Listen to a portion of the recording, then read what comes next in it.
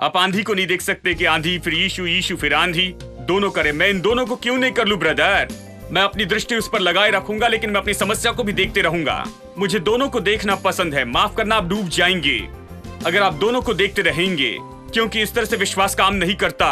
विश्वास तो केवल इस एक बात पर गौर करने से आता है, वो एक चीज, बस एक ही चीज आपको चाहिए, और वो परमेश्वर का वचन है। Your presence is heaven to me.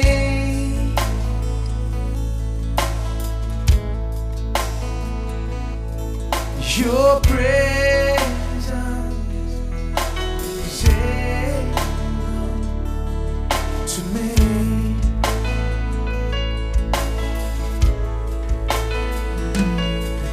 Your presence is heaven to me.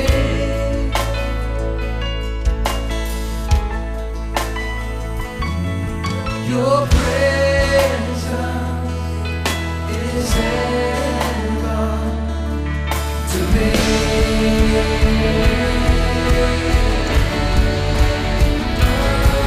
To me.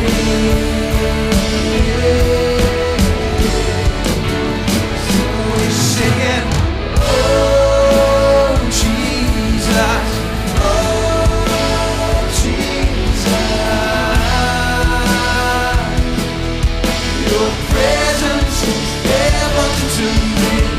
Oh Jesus, oh Jesus, your presence, everybody.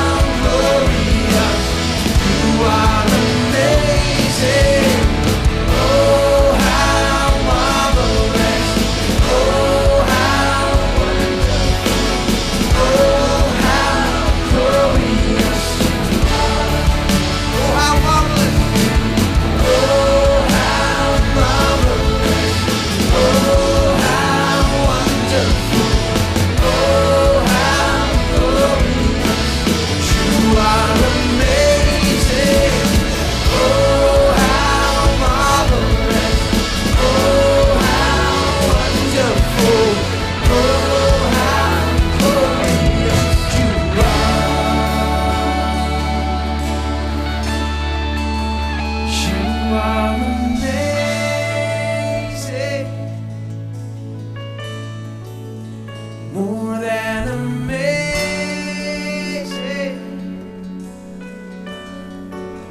forever I got you, more than enough. You are amazing.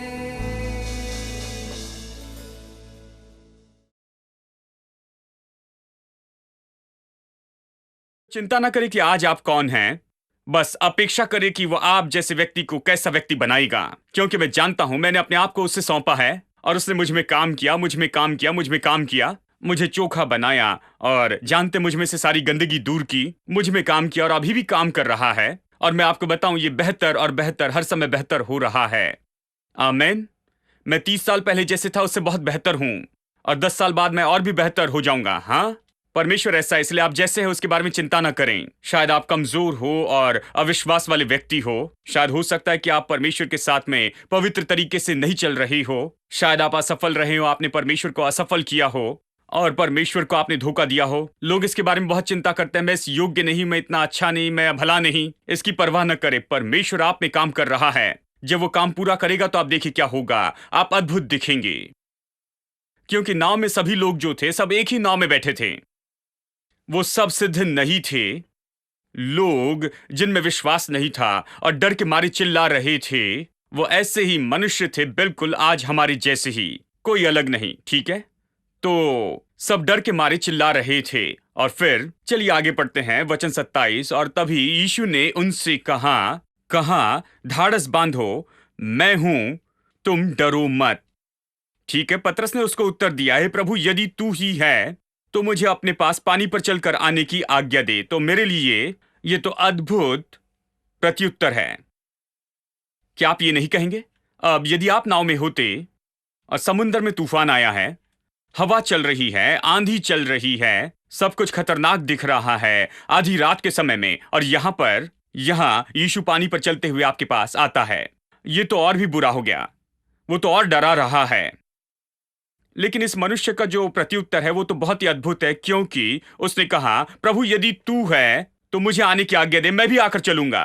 क्या आप कभी इस तरह के प्रत्युत्तर के बारे में सोचेंगे? ये सोचेंगे, मेरे प्रभु ये पानी पर चल रहा है तो मेरे बारे में क्या? प्रभु मैं आने के लिए तैयार हूं, मेरे बारे में क्या? यदि ये सच में तू है तो मुझे बुला और मैं भी आऊंगा। ये तो सच में बहुत ही अद्भुत अद्भुत प्रतिक्रिया है, जहां तक कि मैं सोचता हूं। और मैं ये भी बता सकता हूं कि बाकी 11 ने क्या कहा होगा, क्योंकि मैं 11 के बीच में पैदा और बड़ा हुआ हूं। मैं जानता हूं क्या कहा होगा। उन्होंने कहा होगा, चुप बैठो पतरस, क्या तुम मरना चाहते हो? क्या तुमने पहले ही घर में बता दिया है कि आज रात तुम वापस नहीं आने वाले हो? क्या मरने के लिए तैयार होकर आए हो? तुम्हें क्या समस्या, हर समय अपना सिर आगे बढ़ाते जाते हो और कुछ असाधारण सा काम करना चाहती हो? तुम हमें मार कर खुद मरना चाहते हो? क्यों ना तुम चुप रहकर यहां पर बैठ जाते हो? तुम्हें क्या लगता है तुम कौन हो? वो चल रहा है, वो ही तो हमें डरा रहा है। हमें पता नहीं वो कितना दूर तक चल सकता है, और अब तुम चलना चाहती हो। देखिए, सब लोग जानते हैं संसार ऐसा ही है, वो मदद नहीं करेगा। वो कहेगा कि बस चुप बैठो, बैठे रहो, ये मत सोचो ये करोगे, ये मत सोचना। तुम्हें क्या लगता है तुम कौन हो? तुम्हें लगता है तुम यीशु हो? तुम्हें लगता है तुम ये कर सकते हो? यही तो बात उन्होंने मुझसे कही थी काफी समय तक। मैंने से काफी सुन लिया, लेकिन पतरस ने कहा, नहीं, मैं जाऊंगा। क्या आपने गौर किया कि 11 में से कोई भी उसके साथ जाने को तैयार नहीं था? अगर वो अपनी इच्छा से ये कहते कि प्रभु पतरस ही क्यों, मैं भी चलना चाहता हूं, क्या आपको नहीं लगता सभी 11 चल सकते थे? सब चल सकते थे, लेकिन कोई आगे नहीं आया, सब वहां पर बैठे थे। पतरस चला, नाव से बाहर आकर वो चलने लगा। अब यही बात है, पतरस का अद्भुत प्रत्युत्तर कि उसने कहा, प्रभु ये तू है तो मुझे आज्ञा दे, मैं भी आऊंगा। लेकिन इससे भी अद्भुत बात तो यह है कि यीशु ने उसे अद्भुत तरीके से बुलाया। यीशु ने उसकी बात सुनी और कहा, आ। शायद आप सोचे कि वो कहेगा, तुम्हें क्या लगता है कि तुम कौन हो पतरस? मैं परमेश्वर का पुत्र हूं, स्वर्ग से नीचे आया हूं और मैं पानी पर चल रहा हूं। तुम्हें पहले ही झील में इतनी परेशानी हो रही है, तुम उस नाव से बाहर मत आना। मैं परमेश्वर का पुत्र हूं, केवल मैं ही से कर सकता हूं। यह स्टंट किया जाता है एक्सपर्ट के द्वारा। हम सलाह देते हैं कि घर में इसकी कोशिश न करें। कहां घर में कोशिश न करना, पानी पर चलने की कोशिश न करना। मैं इसमें माहिर हूं, मैं इसे कर सकता हूं, तुम इसे नहीं कर सकते। वो कह सकता था, लेकिन उसने ऐसा नहीं कहा। उसने कहा, आओ। अब इस आओ से मैं हजारों बात समझ सकता हूं। जानते हैं, जब मैं इस आओ शब्द को देखता हूं, यह मेरे लिए बहुत ही अद्भुत है। देखिए, प्रभु हमें कभी नीचे नहीं रखना चाहता है, वो हमेशा हमें अगले स्तर पर ले जाना चाहता है। क्या आप सुन रहे हैं? परमेश्वर हमेशा अगले स्तर पर उठाने की हमें कोशिश करता है, ऐसा स्तर जो हमने कभी नहीं देखा है और विश्वास में उसे अब तक नहीं जाना है। वो आपको प्रेरणा देगा और आपको ऐसे कदम उठाने के लिए कहेगा जो आपने पहले कभी नहीं उठाए, कि आप उस मार्ग में चले जिसमें पहले कभी नहीं चले और महान काम करे। बाइबल इसी के बारे में कहती है, जो प्रभु को जानते हैं वो महान काम करेंगे। क्यों? क्योंकि हम परमेश्वर के स्वरूप समानता में बनाए गए हैं, और इसीलिए जब से आदम ने पाप किया और मनुष्य जाति पाप और शर्म में पूरी तरह से डुबोई गई, उस समय से आगे परमेश्वर मनुष्य को नीचे नहीं रखना चाहता। परमेश्वर मनुष्य को नीचे नहीं रखना चाहता है, प्रभु हमेशा मनुष्य को उठाना चाहता। और इसलिए आदम के चले जाने के बाद परमेश्वर ने जाकर अब्राहम को चुना, ऐसा व्यक्ति जो उससे पूरी तरह से दूर था, जो जीवित प्रभु के बारे में कुछ नहीं जानता था। उसे चुना और उसने उससे कहा, आओ। वही शब्द है, आओ। उसने पूछा, कहां? अपने माता पिता के घर को छोड़ो, अपने देश को छोड़ो, सब कुछ छोड़कर आओ। जब भी वो कहता है आओ मेरे भाई, तो अच्छा है कि आप पूरी तरह से तैयार हो जाएं। आज मैं आपसे कहूं कि यीशु की आवाज आज बहुत से दिल पर खटखटा रही है। अगर आपने अपना जीवन यीशु को नहीं दिया तो मैं आपसे कहूं दोस्तों, देखो द्वार पर खड़ा खटखटाता है और कहता है आओ। उसने एक बार कहा, हे सब बोझ से दबे हुए थके लोगों मेरे पास आओ, मेरे पास आओ। हे सब बोझ से दबे हुए और थके लोगों मेरे पास आओ और मैं तुम्हें विश्राम दूंगा। उसने कहा जब वैसे पुकारता है तो अनदेखा न करें। जब इस तरह से प्रभु से बुलाहट महसूस करे तो इसे अनदेखा न करें। मैंने कई साल पहले सेवकाई की बुलाहट महसूस की। प्रभु का धन्यवाद कि मैंने वो कदम उठाया। मेरे लिए वो पानी पर चलने जैसे था। विश्वास कीजिए, ये तो उससे भी बड़ा था। जब प्रभु ने कहा आ, तो मैंने कहा प्रभु हवा चल रही है, प्रभु समुद्र में लहरें उठी हैं। ये लहरें तो बहुत ही बड़ी हैं प्रभु, इसमें बहुत से लोग डूब चुके हैं और बहुत से लोग अभी इसमें डूब रहे हैं। मैं निश्चय इसमें कदम नहीं बढ़ाना चाहता, लेकिन उसने कहा आओ। और मेरे अंदर से किसी ने कहा यदि तुम चाहो तो उसके बिना जो कुछ भी तुम कर पाओगे उससे तुम बेहतर हो जाओगी। किसी ने मेरे अंदर से कहा कि तुम जाओ और तुम्हारे जाने से तुम बदल जाओगी। देखिए, और आदम के पतन के बाद से परमेश्वर लोगों को बुला रहा है कि वो आए। उसने अब्राहम से कहा कि आओ, अपने माता पिता और अपने देश को छोड़ो और आओ। आओ किस लिए? कि ये जो कुछ भी है उसे खो दो और कुछ न पाओ। नहीं, उसने कहा कि आओ और मैं तुम्हें एक महान देश बनाऊंगा। मैं तेरा नाम महान करूंगा, जो तुझे आशीष दे उन्हें आशीष दूंगा। और उसने कहा तुझ में पृथ्वी के सारे कुल आशीष पाएंगे। वो क्या कर रहा है? वो पृथ्वी पर के सामान्य मनुष्य को ले रहा है जो पृथ्वी के कोने में जी रहा था, जीवित परमेश्वर को नहीं जानता था, और वो उसे उठाने की कोशिश कर रहा था उस स्तर पर जो उसने पहले कभी नहीं देखा था और प्रभु की मदद के बिना कभी नहीं देखेगा। वो उसे उस जगह से बाहर बुला रहा था, पाप और शर्म से, उस डर और भय से उसे बाहर बुला रहा था, शून्य से और परमेश्वर को न जानने के अंधकार से। वो उसको बुलाता है कि उस मनुष्य को महान और अद्भुत बना दे, कि कल को पूरा संसार अब्राहम और उसके विश्वास के बारे में चर्चा करे। क्या यह अद्भुत नहीं? ये वही प्रभु शारीरिक रूप में अब पतरस के सामने खड़े रहता और कहता है आओ। क्यों आओ? क्योंकि वो पतरस को बताना चाह रहा था, पतरस तुम्हें डरने की जरूरत नहीं है, तुम्हें डर के मारे रोने की जरूरत नहीं, तुम्हें जीवन भर इस तरह के डर और दहशत में जीने की जरूरत नहीं।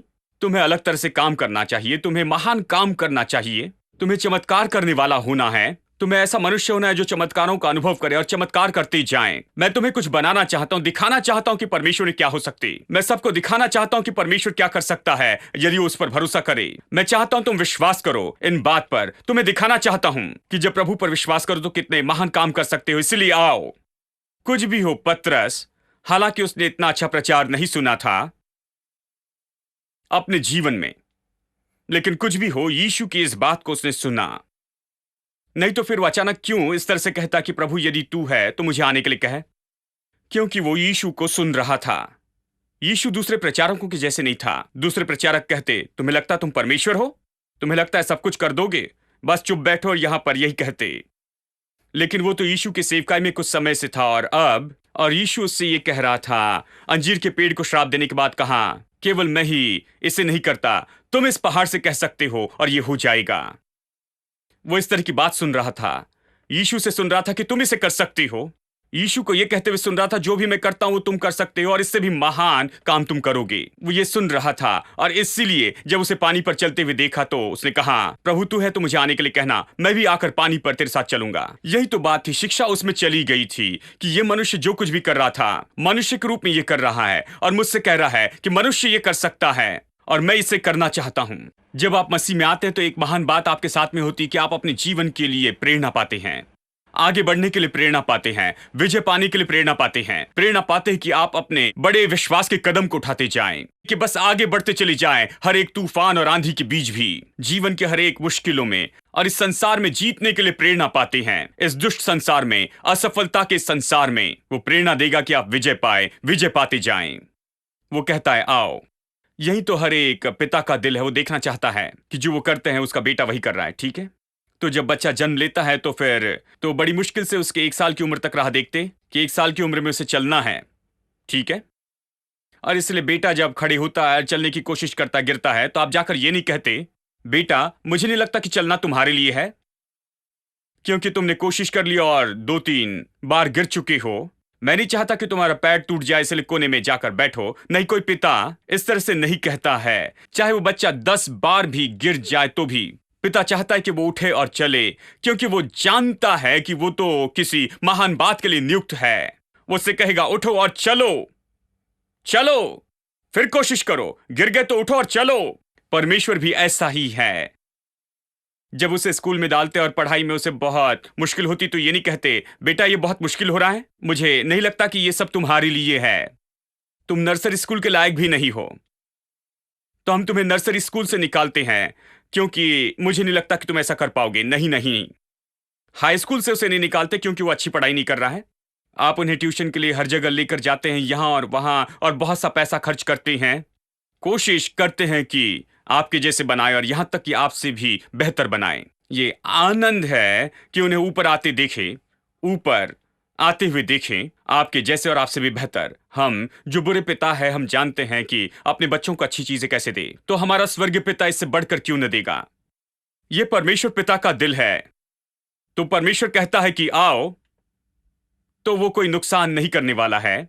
वो कहता है आओ क्योंकि तुम इसे नहीं कर पाओगे, आओ क्योंकि तुम इसमें पहले से भी महान हो जाओगे, क्योंकि मैं तुम्हारे साथ कुछ करूंगा, मैं तुम्हें आकार दूंगा और सच में तुम्हें कुछ अद्भुत बनाऊंगा। आओ, देखिए, इसलिए यीशु ने कहा आओ। पिता का दिल यहां प्रकट हुआ है। और फिर गौर कीजिए, तब तक कोई चमत्कार नहीं हुए जब तक पतरस हिम्मत नहीं की कि बाहर आए और वो न किया जो यीशु ने कहा। जब तक कि उसने वो नहीं किया जो यीशु ने कहा, चमत्कार नहीं हुआ। पानी पर चलने का चमत्कार नहीं हुआ। उसने बैठकर ये नहीं कहा, खैर इसने कहा कि आओ, लेकिन मैं तब तक नहीं जाऊंगा जब तक मैं अपने पैरों में कुछ महसूस न कर लूं, वो आकर मुझे गुदगुदी न कर ले, और तब मैं जानूंगा कि हाँ ये समय है कि मैं आगे जाऊं। नहीं उसने बैठकर ये नहीं कहा, खैर मैंने सुना है कि उसने कहा कि आ, लेकिन मैं महिमा के बादल की राह देख रहा हूं कि वो आकर मुझे नाव पर से उठाएं और लहरों पर से मुझे उस पार ले जाएं और मुझे पानी के ऊपर तैरने दे। नहीं, अगर ऐसा करता तो नाव में बैठा होता, पैर में खारिश करते रहता। जानते हैं, महसूसीकरण हो या ना हो, महसूसीकरण में विश्वास करता हूं महसूसीकरण में कोई समस्या नहीं महसूसीकरण हो या ना हो, जब वो कहता है कि आओ तो कई बार महसूसीकरण होता है, तो कई बार महसूसीकरण नहीं होता। लेकिन जब वो कहता है आओ, तो आप जा सकते हैं मेरे दोस्तों, क्योंकि ये शब्द है आ, तो ये छोटा शब्द आपको अपनी समस्याओं के ऊपर में चला सकता है, पानी पर चला सकता है। देखिए, तो पतरस खड़ा हुआ और वो चलने लगा। चलिए अब आगे पढ़ते हैं वचन 30 में। पर हवा को देखकर वो डर गया, वो डर गया। उसे इन चीजों को देखना नहीं चाहिए था। क्या पतरस से यीशु ने इस तरह से कहा, पतरस आना चाहते हो? ठीक है, तुम्हारा स्वागत है, लेकिन सावधान रहना। हवा 50 मील से ज्यादा रफ्तार से नहीं चलनी चाहिए, क्योंकि 50 मील प्रति घंटे की रफ्तार पर पानी पर नहीं चलोगे ये बड़ा अजीब होता। अगर पानी पर चलना है तो कोई फर्क नहीं पड़ता कि हवा वहां पर 5 मील की रफ्तार से चल रही है, 500 मील की रफ्तार से, क्योंकि अगर पानी पर चल रहे तो आप पहले से ही चमत्कार कर रहे हैं, विश्वास से कर रहे। कोई मनुष्य पानी पर नहीं चल सकता है। यदि पानी पर चल रहे तो इससे कोई फर्क नहीं पड़ता कि हवा कितनी तेज चल रही है या कितनी खतरनाक बह रही है। लेकिन पतरस देखने लगा कि वो जो हवा तेज चल रही है उसे वहां पर नहीं देखना चाहिए था, उसे तो बस यीशु की ओर देखना था, और वो कह रहा था कि आओ। देखिए, जब विश्वास के जीवन की बात आती है तो बस एक ही चीज चाहिए, बस एक ही चीज को देखना है, उसी पर गौर करते जाना है। हम मल्टीटास्किंग के संसार में जीते हैं, ठीक है? लोग मल्टीटास्किंग में घमंड करते हैं। मैंने इन दिनों में जवानों को देखा है, उनके सिर पर हेडफोन लगा है और वो पढ़ाई भी करते हैं। मैंने कहा क्या? वो कहते हैं आप इसे समझने के लिए बूढ़े हो गए। हम मल्टीटास्किंग करते हैं, लेकिन अगर आप नाव में हैं और ऐसा लग रहा है कि नाव डूब जाएंगी, तूफान आया है, लहरें उठ रही हैं और हर तरह की समस्या है, अगर आप मल्टीटास्किंग करें तो माफ करना, आप डूब जाएंगे विश्वास के जीवन में मल्टीटास्किंग काम नहीं करती है। मल्टीटास्किंग शायद जीवन में दूसरे कामों में काम करती होगी, लेकिन विश्वास में नहीं। यीशु को देखने के बाद में आप आंधी को नहीं देख सकते, आप आंधी को नहीं देख सकते कि आंधी फिर यीशु, यीशु फिर आंधी, दोनों करे। मैं इन दोनों को क्यों नहीं कर लूं ब्रदर? मैं अपनी दृष्टि उस पर लगाए रखूंगा, लेकिन मैं अपनी समस्या को भी देखते रहूंगा। मुझे दोनों को देखना पसंद है। माफ करना, आप डूब जाएंगे अगर आप दोनों को देखते रहेंगे, क्योंकि इस तरह से विश्वास काम नहीं करता। विश्वास तो केवल इस एक बात पर गौर करने से आता है, वो एक चीज, बस एक ही चीज आपको चाहिए, और वो परमेश्वर का वचन है। यह परमेश्वर का वचन है जिसने सब कुछ बनाया, जिसने सब कुछ स्थिर रखा है, जिसके पास सारी चीजों पर सामर्थ्य है, जो सबसे बड़ा है। वचन, आपको बस यही चाहिए। तो वो हवा की ओर ध्यान देने लगा। एक चित होने के बजाय वो सोचने लगा, खैर लगता है कि आंधी अभी ज्यादा चल रही है पहले से।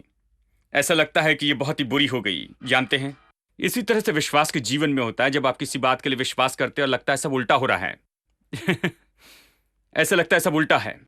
कल तो ये बहुत अच्छा था, लेकिन जब से मैंने विश्वास किया, प्रार्थना की, तो ये बहुत ही बुरा होते जा रहा है। ये इसी तरह से दिखता है। जो दिखता है वैसे नहीं होता है, लेकिन जो प्रभु ने कहा वही होता है। मैं यही कह रहा हूं।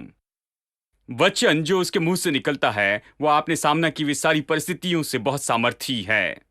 देखिए, वो पहले से ही पानी पर चल रहा था, चमत्कार का अनुभव कर रहा था, और शैतान आकर उससे कहता है, ओ, जब हवा ऐसे चलती है तो फिर तुम पानी पर नहीं चल सकते हो। देखिए, शैतान तो मूर्ख है, और उसकी मूर्खता जो है वो तो विश्वासी लोगों को मूर्ख बनाने के लिए काफी है। वो सच में यहां पर पतरस से कह रहा था, जब इस तरह से तेज हवा चलती है तो तुम इस तरह से नहीं चल सकते हो। जरा सोचो। इसने काम किया। पतरस ने सोचा, हां, अगर इतनी तेज हवा है और ये तूफान है तो पानी पर नहीं चल सकते हैं। इस बेवकूफ ने नहीं सोचा कोई फर्क नहीं पड़ता चाहे आंधी चले, क्योंकि मैं पहले पानी पर चल रहा हूं। अगर नाव में बैठे हुए आदमी से कहे कि आंधी ज्यादा चल रही है, तुम डूब सकते हो, तो शायद उसका कुछ अर्थ बने। लेकिन अगर पानी पे चलने वाले से कहे कि हवा चल रही है, तो यह बेकार है।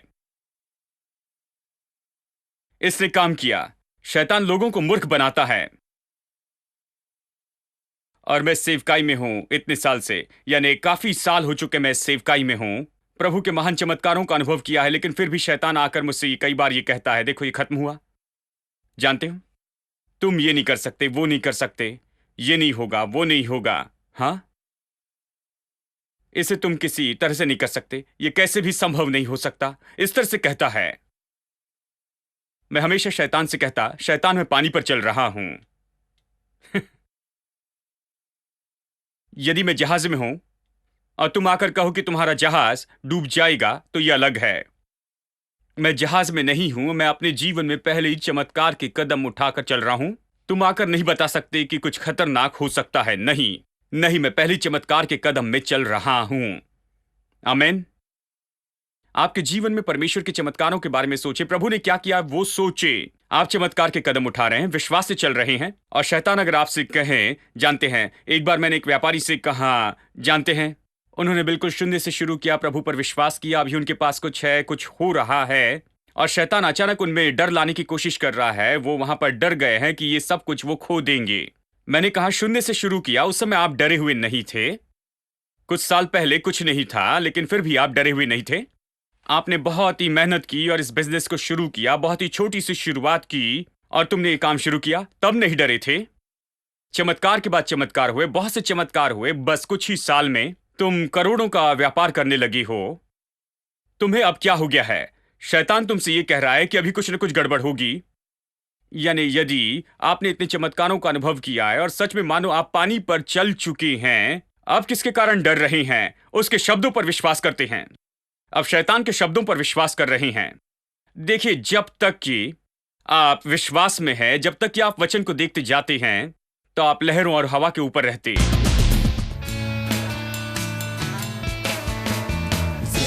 Rock, there is no God like our God.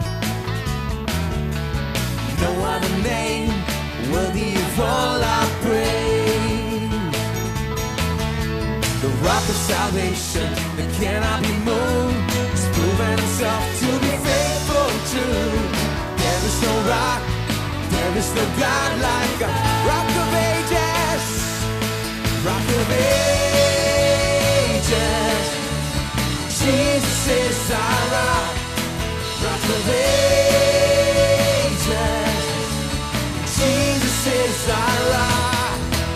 of ages. Jesus is our rock. There is no rock, there is no God like God. Sing rock of ages, rock of ages. Jesus is our rock, rock of ages. Jesus is our rock, rock of ages. Jesus is our rock. There is no rock, there is no God like God. There is no rock, there is no rock, there is no God like God.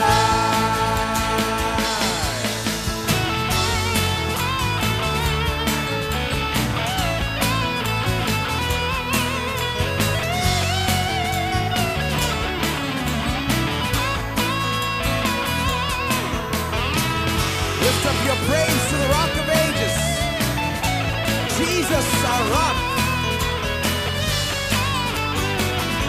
Let's sing rock of ages.